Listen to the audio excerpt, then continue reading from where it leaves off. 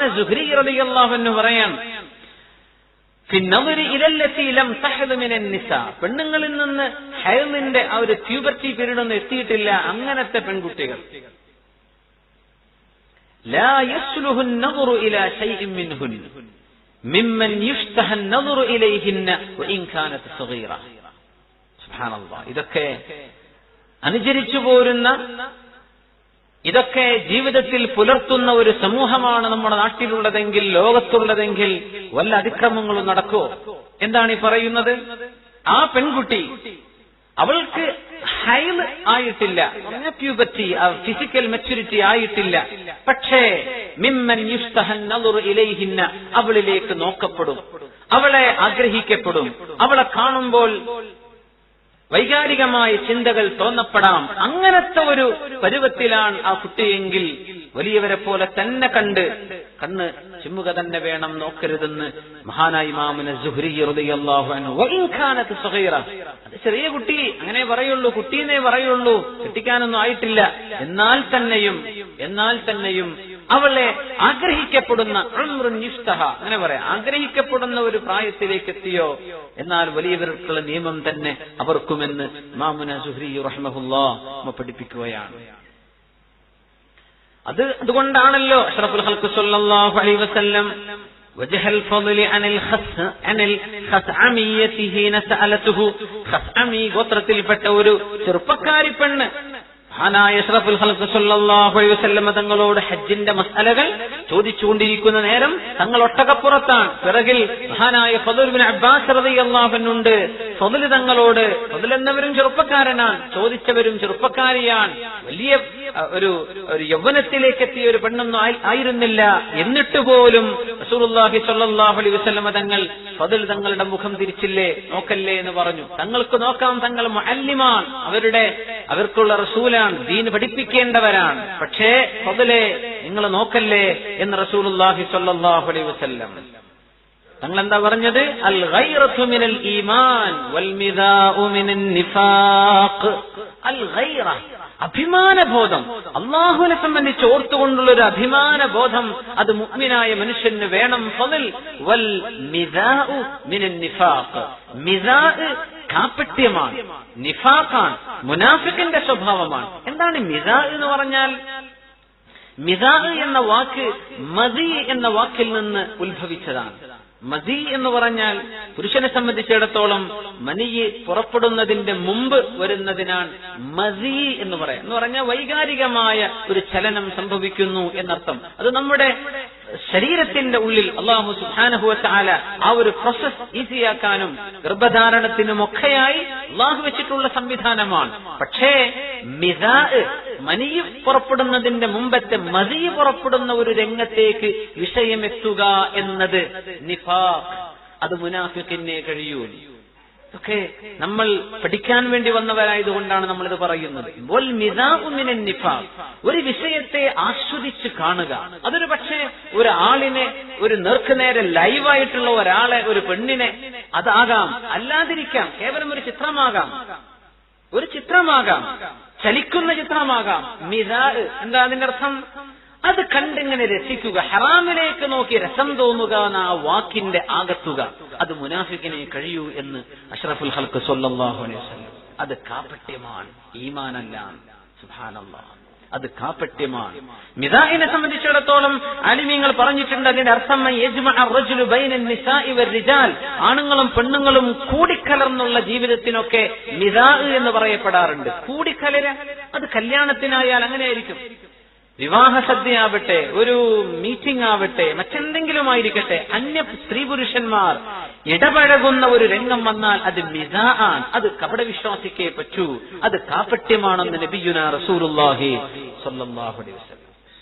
ഒന്നുമല്ല, എല്ലാവരും മോശക്കാരാണ് എന്നല്ലേ പറഞ്ഞതിനർത്ഥം. ലാ നുസക്കി അലല്ലാഹി അഹദ, നമ്മളൊക്കെ മോശക്കാരായതുകൊണ്ടാണ് അള്ളാഹു നിയമം വെച്ചതെന്നല്ല. അതിൽ മോശക്കാരൻ ഒന്നു മതി ഒരു കുടുംബത്തെയും നാടിനെയും മൊത്തം അപമാനപ്പെടുത്താൻ. അതുകൊണ്ട് നിയമം എല്ലാവർക്കും ഒരുപോലെയാണ്.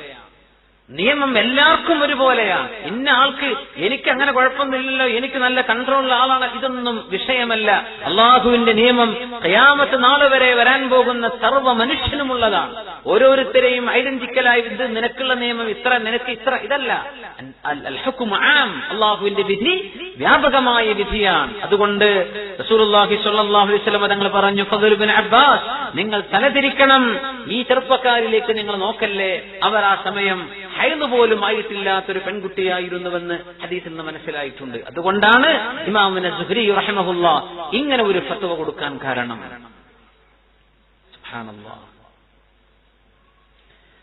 ഫലാ യഹല്ലു ലിംറഅത്തിൻ തുഅ്മിനു ബില്ലാഹി വൽ യൗമിൽ ആഖിർ, അല്ലാഹുവിലും അന്ത്യനാളിലും വിശ്വാസമുള്ള ഒരു പെണ്ണിന് ഹലാലല്ല അൻ തുബ്ദിയ സീനതഹാ, അവളുടെ ഭംഗി അവൾ വെളിവാക്കി കൊടുക്കുന്നത്, ഇല്ലാ ലിമൻ തഹില്ലു ലഹു, അവൾക്ക് ഹലാലായ ആളുകൾക്കൊഴികെ, ഔ ലിമൻ ഹിയ മുഹറമത്തുൻ അലൈഹി അല തഅബീദ്, ഒരിക്കലും കല്യാണം കഴിക്കാൻ പറ്റാത്ത വിധം മഹ്റമായ ആൾക്കൊഴികെ.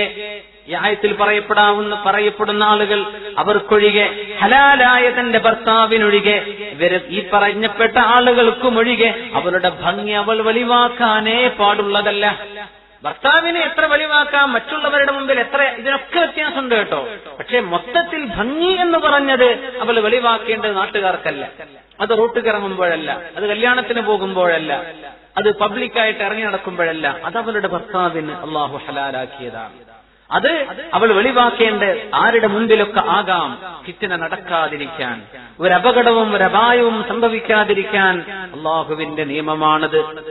രണ്ടാമത്തെ മസ്അല, അൽ മസ്അലത്തു സാനിയ, 27 മസ്അലയുണ്ട്, അതിൽ രണ്ടാമത്തേത് ഇമാമുന തുർമുദി റളിയല്ലാഹു അൻഹു റിപ്പോർട്ട് ചെയ്തിട്ടുള്ള ഹദീസ്, അന്നഹ്ബാന മൗലാ ഉമ്മി സലമ, ഉമ്മു സലമ റളിയല്ലാഹു അൻഹ ബീബായ നബി സല്ലല്ലാഹു അലൈഹി വസല്ലം തങ്ങളുടെ പ്രിയപ്പെട്ട പത്നിയാണ്. അവരുടെ മൗല, അവരുടെ പരിചാരകനായിരുന്ന നഹ്ബാൻ എന്നവർ റിപ്പോർട്ട് ചെയ്യുന്നു, قال لها أن النبي صلى الله عليه وسلم قال لها ولميمونة وقد دخل عليها ابن أم مكتوم احتجباه فقالتا إنه أعمى قال أفعمياوان أنتما ألستما تبصرانه. ഇത് ഈ ആയത്തിൽ ചർച്ച ചെയ്യപ്പെടുന്ന ഒരു ഹദീസാണ്. എന്താണ്? റസൂലുള്ളാഹി സ്വല്ലല്ലാഹു അലൈഹി വസല്ലം തങ്ങൾ ഇരിക്കുന്നു. അപ്പോ തങ്ങളുടെ ഭാര്യ കൂടെയുണ്ട്, 2 ഭാര്യമാരുണ്ട്, ഉമ്മു സലമ ബീവി റളിയല്ലാഹു അൻഹയുണ്ട്, മൈമൂന ബീവിയുണ്ട്. അവിടെ ഇരിക്കുമ്പോ അവർ വർത്തമാനം പറഞ്ഞിരിക്കുകയാണ്. ആ സമയത്ത് അന്ധനായ കണ്ണു കാണാത്ത സ്വഹാബി അബ്ദുല്ലാഹി ഇബ്നു ഉമ്മ മക്തൂം റളിയല്ലാഹു അൻഹു അങ്ങോട്ട് കടന്നു വന്നു. പരിശുദ്ധ ഖുർആൻ സൂറത്ത് അബസയിൽ പറഞ്ഞിട്ടില്ലേ, ബിസ്മില്ലാഹിർ റഹ്മാനിർ റഹീം, عبس وتولى أن جاءه الأعمى.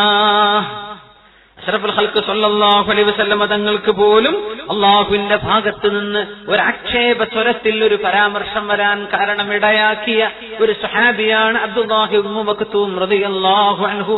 അതിന്റെ പേരിൽ തങ്ങൾക്ക് വല്ലാത്ത ബഹുമാനമായിരുന്നു. ബഹുമാനപ്പെട്ട ഈ സ്വഹാബിയോട്, കണ്ണു കാണാത്ത സ്വഹാബിയാണ്, വലിയ ബഹുമാനായിരുന്നു. തങ്ങൾ പറയും, ഇവരുടെ വിഷയത്തിൽ അള്ളാഹു എന്നെ ഉപദേശിച്ചിട്ടുണ്ട്. തങ്ങള് മുശ്രിക്കീങ്ങളായ ആളുകൾക്ക് ദീൻ പഠിപ്പിച്ചു കൊടുക്കുമ്പോ കണ്ണു കാണാത്ത സഹാബിയുടെ കടന്നു വന്ന സദസ്സിലേക്ക്, പക്ഷേ ഖുറൈശികളിലെ ആ പ്രമാണിമാരും നബിതങ്ങളും തമ്മിൽ ഒരു അഗ്രിമെന്റ് ഉണ്ട്, ഈ സദസ്സിലേക്ക് വിഐപികൾ മാത്രമേ വരാൻ പറ്റുള്ളൂ. നിങ്ങളുടെ കൂട്ടത്തിൽ അടിമകൾ, കണ്ണു കാണാത്തവര്, കയ്യും കാലും ഇല്ലാത്തവര്, പച്ചപ്പ, ഇവരൊന്നും ഇങ്ങോട്ട് വരത്തരുത്. ഞങ്ങൾക്ക് മാത്രം എന്താണ് ഇസ്ലാം എന്ന് പറഞ്ഞെന്നാൽ ഞങ്ങളത് ആലോചിക്കാം, ആയിക്കോട്ടെ എന്ന് പറഞ്ഞ് തങ്ങൾ പറഞ്ഞു കൊടുക്കുമ്പോഴാണ് കണ്ണു കാണില്ല, അവർക്കറിയില്ലല്ലോ എന്താ നടക്കുന്നത്. അങ്ങനെ, യാ മുഹമ്മദു, മുഹമ്മദ് നബിയേ, ഐന മജ്ലിസി, എന്റെ സീറ്റ് എവിടെയാണ്, ഞാൻ എവിടെയാ ഇരിക്കേണ്ടത്? റസൂലുള്ളാഹി സ്വല്ലല്ലാഹു അലൈഹി വസല്ലം തങ്ങളുടെ മണം പിടിച്ചു വരികയാണ്. അപ്പോഴേക്കും കൂടുള്ള ആൾക്കാരുടെ ഒക്കെ മുഖം ഇങ്ങനെ വല്ലാതെ, നമ്മൾ പറഞ്ഞിട്ടുണ്ട് ഇവരൊന്നും ഇങ്ങോട്ട് വിടരുത്, ഇവർ എഴുന്നേറ്റ് പോകാൻ നിന്നു. അപ്പൊ തങ്ങൾ ചോനെ അബ്ദുല്ലാഹി ഇബ്നു മക്തൂം തങ്ങൾ ഏതായാലും മുഅ്മിനന്നെ, അവർക്ക് ഹിദായത്ത് കിട്ടിയിട്ടുണ്ട്, ഇത് കിട്ടാത്ത ആളുകളാണ്, അവരെയാണ് എനിക്ക് നഷ്ടപ്പെടാൻ പോണത്. തങ്ങളൊന്ന് ഈ ഫ്രോണ്ട് മുഖം ഇങ്ങനെ ചുളിച്ചു. അബസ എന്ന് പറഞ്ഞ വാക്കിന്റെ അർത്ഥം അതാണ്, അബസ, മുഖം ചുളിച്ചു. അബ്ബാസ് എന്ന് പറഞ്ഞ ആ വാക്കിന്റെ അർത്ഥം മുഖം ചുളിക്കുന്നവൻ എന്നാണ്. പേര് മാറ്റണ്ടേ? അത് പേരിടാൻ കാരണം യുദ്ധമുഖത്ത് യുദ്ധത്തിനൊക്കെ ചെല്ലുമ്പോ മുഖം വീർപ്പിച്ച ആളുകളെ പേടിപ്പിക്കാൻ കഴിയുന്ന ധൈര്യവാൻ. ആ അർത്ഥത്തിലാ പിന്നെ അബ്ബാസ് എന്ന വാക്കിന്റെ അർത്ഥം പിന്നെ അങ്ങനെയാ വന്നത്. ഒറിജിൻ അർത്ഥം അബസ, മുഖം ചുളിക്കുക എന്നതിന്റെ അർത്ഥം ധീരനാണ് എന്നാണ്. ധീരന്മാർക്ക് അങ്ങനെ മുഖം ചുളിക്കാനൊക്കെ പറ്റുള്ളൂ. അങ്ങനെയാണ് ജാഹിലിയ്യ കാലം മുതലേ ആ പേരിടുന്നത്. അബസ ഖുർആൻ നബി തങ്ങൾ മുഖം വേണ്ടി തിരിച്ചില്ലേ? ഖുർആൻ അപ്പ ആയത്തിറങ്ങിയില്ലേ? ബിസ്മില്ലാഹിർ റഹ്മാനിർ റഹീം. അബസ വതവല്ലാ അൻ ജാഅഹുൽ അഅമാ. അബസ, അവര് മുഖം ചുളിച്ചു. നബിയെ നിങ്ങൾ മുഖം ചുളിച്ചില്ലേ എന്നല്ല അള്ളാഹുവിന്റെ പ്രയോഗം. അതും അള്ളാഹു തങ്ങളോട് കാണിക്കുന്ന ബഹുമാനമാണെന്നാണ്. അബസ, അവർ മുഖം ചുളിച്ചു. വതവല്ല, മുഖം തിരിച്ചു കളഞ്ഞല്ലോ. അൻ ജാഅഹുൽ അഅമാ, അന്ധനായ കണ്ണു കാണാത്ത ഒരാൾ അങ്ങോട്ട് വന്നപ്പോ അവരെന്തേ മുഖം ചുളിച്ചത്? അവരെന്തേ മുഖം തിരിച്ചു കളഞ്ഞത്? അത് വേണ്ട നബിയെ. ഈമാനുള്ളവരൊക്കെ കഴിഞ്ഞിട്ട് ബാക്കി മതി മറ്റു വിഐപികൾ. മുഅ്മിനീങ്ങളെ ഒഴിവാക്കിയിട്ടൊന്നത് വേണ്ട. സുബ്ഹാനല്ലാഹ്, നമുക്കൊക്കെ എല്ലാവർക്കും ഉള്ളൊരു പാഠമാണിത്. നബിയെ, അവര് വേണ്ടെങ്കിൽ പോയിക്കോട്ടെ, നമ്മുടെ മുഅ്മിനീങ്ങളെ, ഈമാനുള്ള ഒരാളെയും ഒരാൾക്കും അങ്ങയുടെ പരിഗണന കിട്ടാതെ പോകരുത്. അതുകൊണ്ട് നബിയെ, വമാ യുദ്രീക ലഅല്ലഹു യസ്സക്ക, ഈ വരുന്ന ആൾക്ക്, അവർക്ക് അള്ളാഹു ആത്മീക ശുദ്ധി നൽകുമെന്ന് അങ്ങ് എന്തറിഞ്ഞു? അതുകൊണ്ട് നബിയെ, വഅമ്മാ മൻ ജാഅക യസ്ആ ഔ യതദക്കറു ഫതൻഫഉഹു الذിക്റ അമ്മാ മൻ ഇസ്തഗ്ന ഫഅൻത ലഹു തസദ്ദ, ഞങ്ങൾ വലിയ ആൾക്കാരാണ് എന്ന് വിചാരിക്കുന്നവർ, അവരൊക്കെ പറയുന്നത് അങ്ങ് ശ്രദ്ധിച്ച് കേൾക്കുകയും ഈ മനുഷ്യൻ വിളിച്ചിട്ട് അങ്ങ് എന്തേ വിളി കൊടുക്കാത്തത് നബിയെ എന്ന് ആയത്തിറങ്ങിയ സഹാബിയാൻ. നബി തങ്ങളുടെ ബാങ്കുവിളി നടത്തിയിരുന്ന രണ്ടുപേർ, ബിലാൽ റളിയല്ലാഹു അൻഹു, മറ്റൊരാൾ മഹാനായ അബ്ദുല്ലാഹ് ഇബ്നു മക്തൂം റളിയല്ലാഹു അൻഹു. രണ്ടുപേരാ തങ്ങൾക്ക് ബാങ്ക് കൊടുക്കാനുണ്ടായിരുന്നത്. രാത്രികാലങ്ങൾ റമദാൻ സമയത്തൊക്കെ, റമദാനിന്റെ സമയമാകുമ്പോ, അത്താഴത്തിന് സമയമായാൽ ഒരാൾ ബാങ്ക് വിളിക്കും, ബിലാൽ റളിയല്ലാഹു അൻഹു ബാങ്ക് വിളിക്കും. സുബഹിക്ക് നേരമായാൽ അബ്ദുല്ലാഹ് ഇബ്നു മക്തൂം റളിയല്ലാഹു അൻഹു ബാങ്ക് വിളിക്കും.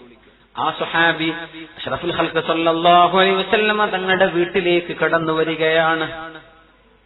അവിടെ ആരാ ഉള്ളത്? തങ്ങളുണ്ട്, അവിടുത്തെ പ്രിയപ്പെട്ട ഭാര്യമാർ ഉമ്മു സലമ റളിയല്ലാഹു അൻഹ, മൈമൂന റളിയല്ലാഹു അൻഹ, രണ്ടുപേരുണ്ട്. അങ്ങനെ ഈ കണ്ണ് കാണാത്ത സ്വഹാബി വന്നപ്പോൾ തങ്ങൾ പറഞ്ഞുവല്ലോ, ഇഹ്തജിബാ, നിങ്ങൾ രണ്ടുപേരും ഹിജാബിൽ പോയി നിൽക്കണം, മറയിൽ പോയി നിൽക്കണം എന്ന് തങ്ങൾ പറഞ്ഞു.